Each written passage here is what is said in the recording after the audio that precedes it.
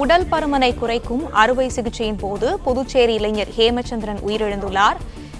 மேலும் அறுவை சிகிச்சையின் போது இளைஞருக்கு மாரடைப்பு ஏற்பட்டுள்ளது என விசாரணை குழுவின் அறிக்கையில் தகவல் வெளியாகியுள்ளது. இதுகுறித்தான மேலும் விவரங்களை செய்தியாளர் முனாப் வழங்கிக்கலாம். முனாப், வணக்கம். தகவல்கள் என்ன பகிரலாம்?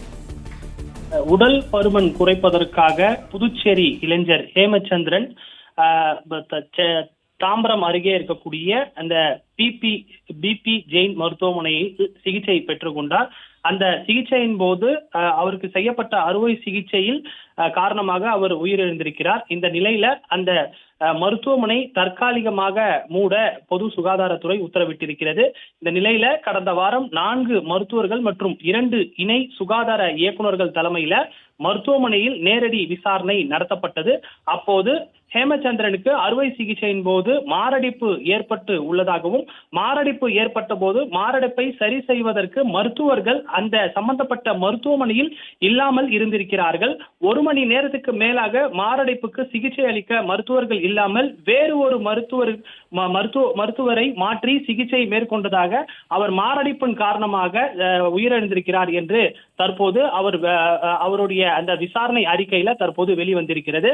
இந்த நிலையில தகுதியான மருத்துவர்கள் இல்லாமல் சிகிச்சை அளிக்க தாமதமாக வந்ததாகவும், மருத்துவர்கள் இல்லாமல் மாரடைப்பு காரணமாக இளைஞர் ஹேமச்சந்திரன் உயிரிழப்புக்கு காரணம் என்றும் விசாரணை அறிக்கையில தெரிவித்துள்ளனர்.